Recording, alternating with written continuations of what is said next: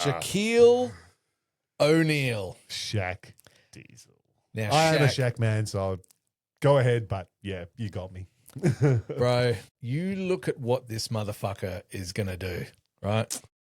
Not many people change the game. Shaq is the most dominant, not player, he's the most dominant force. Dominant force. That I've ever seen with my own eyes. Like, he made people changed rich. the NBA. He made people rich. Teams used to have 3 or 4 7-footers on their team, bums who couldn't play, but they needed to have them to be able to go up and foul him.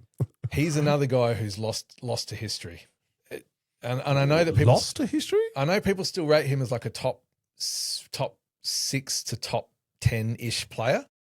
I think he should be a lot higher than that on the list. I think he's one of the 2 or 3 best players, one of the 2 or 3 most influential players. If you're starting a franchise, name any player you'd put on your team before Shaq.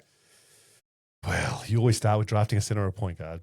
Oh, if you want to draft a center, don't you go for the most dominant force, the most unstoppable force there? Now, my only thing with Shaq, no, this is not a bad thing, not anything else. If he had Kobe's mentality. I knew you were going to say this. I knew. Because, look, don't get me wrong. His Orlando days were awesome. When he got to LA, he was awesome. Famously got ready for the playoffs during the season, not a preseason. He would have been the GOAT. He got lazy on defense sometimes too. Just a little bit. If he'd stayed in Orlando shape, that 305 pounds shape. Could run like he fucking ran like a gazelle. And look at this shit. Who's 7 foot 300 pounds that's diving on the floor like that? And of course he does the camera moment. Shaquille O'Neal, for his career, even including those lean years as he became a journeyman, it was a 24, 11 and 2 blocks for his career. Rookie of the year, 2-time scoring champ, 3-time all defensive team. Quite low. 3-time all defense. Because he got a bit lazy on defense. He was an 8-time first team All NBA, 14-time All NBA all up, 3 times finals MVP, 4-time champ, and the 2000 MVP. 1 MVP. There's 2 players I will argue that should have multiple MVPs, and he's one of them. How can this man only have 1 MVP? Just crazy. Well, first of all, Nash stole one from him. Correct. There is no way. Nash was amazing and transformed that Phoenix team. Yeah, but doesn't win MVP over him in that year. No, absolutely not. Absolutely fucking crazy. But, I mean, history is littered with that. How does Jordan only have 5? I know. How does Kobe only have 1? I know. Well, that's my other one. Yeah, I mean, he's just one of those examples of somebody who really should have won a lot more than what he did. Because I look at Bird and Magic, I'm putting him in that class. Yeah. And he's 1 MVP doesn't make sense to me. Yeah. Yeah, it's crazy. I mean, they've got 3 each. Jordan's got 5. LeBron's got 4. So, yeah, it's a shame. So history's not probably remembering him as well as he could have been, even as highly regarded as he is. Yeah, Jesus Christ. And not only what he did on the court, but off the court, man. This guy, remember when he entered the league, we hadn't seen anybody like that before. He was making movies. He was making rap albums. He was, like, as a big man, the face of Reebok, and shoes. I mean, they were ugly fucking shoes and they were Reeboks, but he was a front man. He was just crazy charismatic, had that crazy smile. Perfect to go to Orlando, you think about him and Mickey Mouse down in Orlando. Yeah, but also perfect for LA, you know what I'm saying? Wow. Does he get to LA if Orlando came to the party? Oh, far out. So he was named in the 50 greatest players after only his 4th season in the league. He was on that 50 greatest players list. He hasn't even gone to LA yet. He was named the NBA Player of the Week in his first week. First player to do that. He was voted an all-star starter as a rookie, averaged 23, 14, and 3.5 blocks in his rookie season. Okay, so there. If he had that Mamba mentality, that's his starting year, that should get to 30, 15, and 4 blocks a game and plateau from there. Absolutely. Oh, I absolutely love him. He was such a force. Teams would pretty much give up. Hacker Shaq was giving up. And the one weakness he had was his free throw shooting, which if he actually fucking practiced, he got up to 70%, they would have had to stop that, right? There was talk of him one year of going underhanded. He said it looked shit. He wouldn't do it. It's purely for the optics. But, I mean, it would have been interesting. Imagine if he was like even a 70% free throw shooter. Fuck me. I mean, what are you going to do with him? I ask you this. Kobe and Shaq don't break up. Oh, man. How many? I mean, unfortunately, it took retirement first and then Kobe passing away before he actually realized. And he's come out very publicly and just said, Yes, I wasn't mature enough to handle the transition to Kobe being the man. But then he got to Miami and he gave the reins to Wade. That's what made no sense to me. he did it out of spite to Kobe. He said, remember he's talking about the Flash is better than Kobe and all of that. And he won a title, I guess. And he got it before Kobe got his. Yeah, yeah. But I just look at that team and I go, Shaq, work out more, get healthy. Kobe coming into his prime, being the best player in the NBA. 4, 5, 6, 7. Well, I mean, that one that they lost to Detroit, that was the year they'd picked up Gary Payton and Karl Malone, granted at the end of their careers, but picked them up. Malone came into that finals injured. Did his knee. Yeah. So he wasn't quite himself, but that wasn't the reason why. It's because of the Shaq and Kobe feud. They weren't on the same page by then. Shaq was like, fine, Kobe, if you think you can win this on your fucking own. And Shaq was refusing to shoot some of these finals games. And then Kobe was refusing to pass it. And it was just bad chemistry. Yeah. And it is a shame. I mean, that combo, both in their peak, it should have been a minimum of 5 titles. Greatest combo of all time. Oh, that'll be a good pod. That would be a good pod. I mean, they're fucking way up there. The big Aristotle. Despite losing to Houston in the 95 finals. Asterisks for them. Those motherfuckers partied after the conference finals like you wouldn't believe. Oh, yeah. That was their championship. Oh, yeah. And look, Shaq held his own. There's this kind of misnomer out. Yeah, no. There's a misnomer out there that it wasn't because Hakeem of Shaq destroyed him. Yeah. Shaq against Hakeem averaged 28, 12.5, and 6 assists on 60% shooting. Yeah. As a third-year player. Yeah. He held his own. And Penny, to be fair, Penny held his own in that final series as well. But his third season, he was second in MVP to David Robinson. It's just wild. Yeah. It's just fucking. But how's this for white man Jerry West fucking genius, right? Oh, did you say you just like the white man? Yeah. Because he was a genius. He was a genius. And an angry man too. Man after your own heart. I love that. He signed a 7-year, $121 million contract with Shaq, traded Vlade for Kobe. High schooler. And instantly you've got Shaq, Kobe, Eddie Jones, and Nick Van Exel on the same team. Oh, Nick the Quick. I need to go back and watch some of those early, because Eddie Jones was awesome as well. Ah, yeah. I love Two-way player too. Eddie Jones was amazing, man. Remember that? He did that Clyde Drexler Gerb and Iceman finger roll out of the keyway. I was like, fucking cool shit. Yeah, he was. And Nick the Quick. Yeah, great team. Nick the Quick was white chocolate before white chocolate. It was fucking awesome. Cedric Ceballos. Oh, yeah. Yeah, they had a great team. Very watchable team. Eldon Campbell, if I'm not wrong. Actually, that team should have. They had no one to control Shaq or Kobe until Phil Jackson got there. That was their problem. So the first 3 years of Shaq and Kobe, Eddie Jones and Nick the Quick, they lost to Utah 4-1. Utah, Stockton, Malone, Utah. Yeah. Utah 4-0, and then the Spurs 4-0. So not a lot of playoff success. They were doing well, in the regular season, but just couldn't get over the hump, couldn't get it all together. Remember Kobe airballed in his rookie season, airballed the last, I think, 2 shots and they're both 3 against Utah before they got eliminated.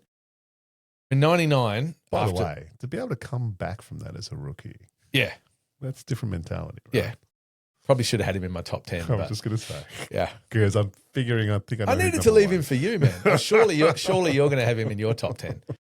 So after those 3 fucking playoff dispatches, nearly 3 sweeps in a row.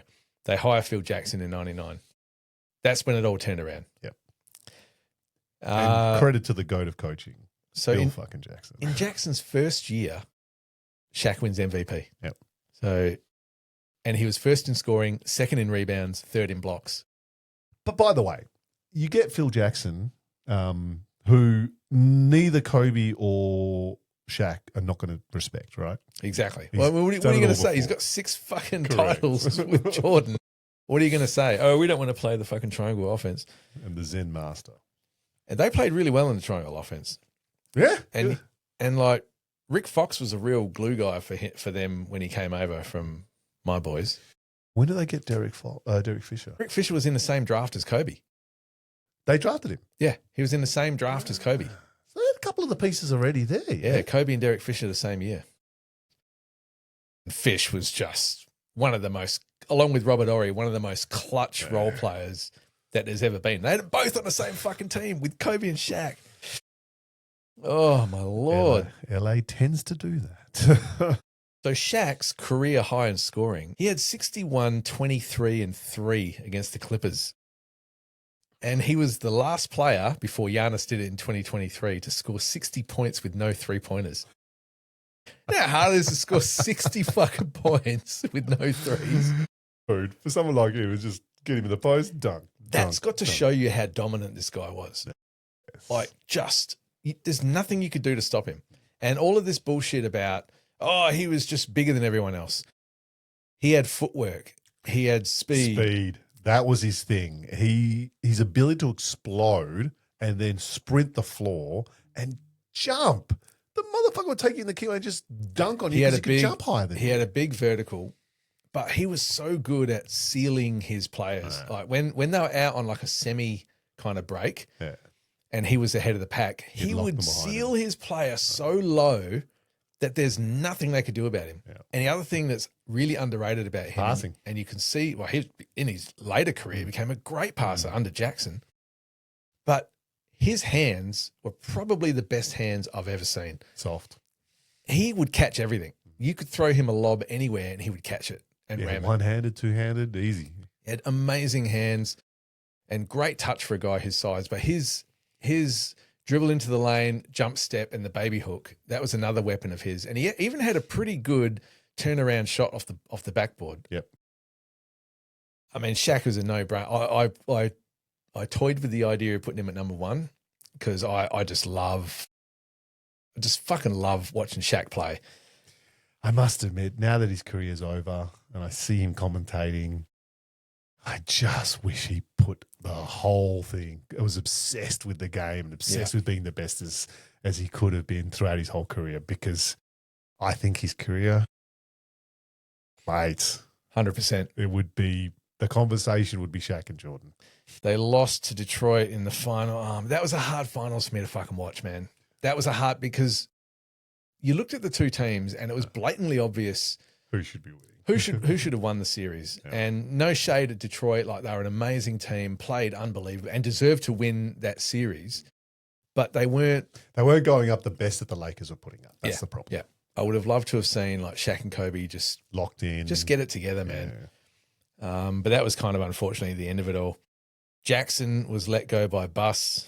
Shaq demanded a trade, but yeah, that was the end of it. It was just unbelievable. That Detroit series like killed that dynasty that the Lakers were, and there's still so much juice left. Obviously, O'Neal won with Miami, but they should have done more. That team should have done more. Jackson left. Shaq got traded. Kupchak was going to trade Shaq to Dallas because he wanted Dirk, but Cuban wouldn't give up Dirk.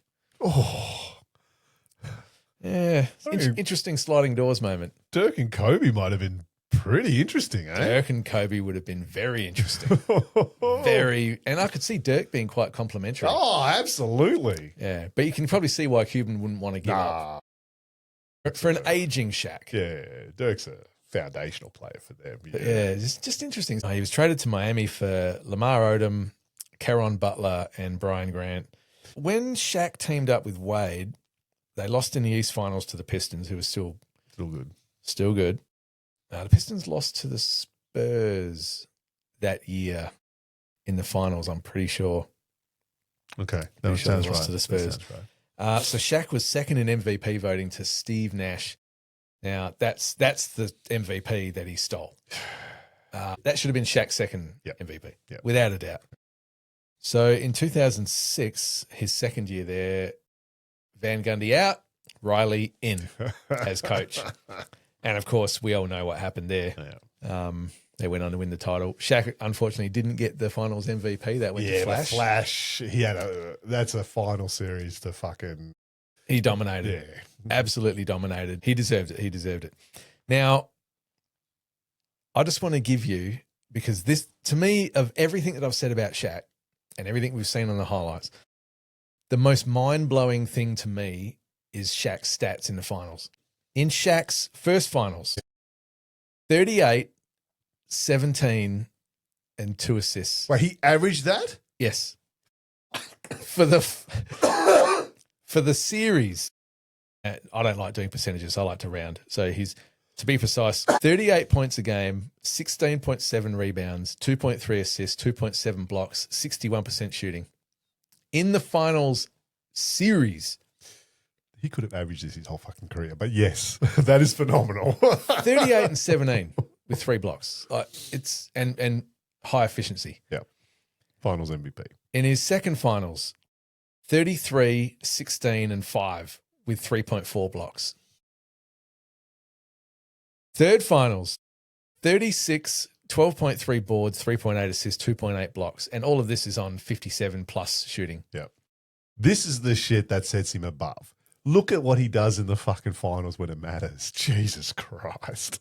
3 titles, 3 finals MVPs. And like I said, 38 and 17, 33 and 16, 36 and 12. There's nothing you could do with Shaq. Yep. There is nothing you could do with him. He was a fucking force. He was a phenomenon. He was a phenomenon on and off the court. Unstoppable. He was magnetic. He was charismatic. He was a marketer's dream. He was the most dominant player we've ever seen. Yeah. And he's one of the guys that I would start a franchise with over almost any other.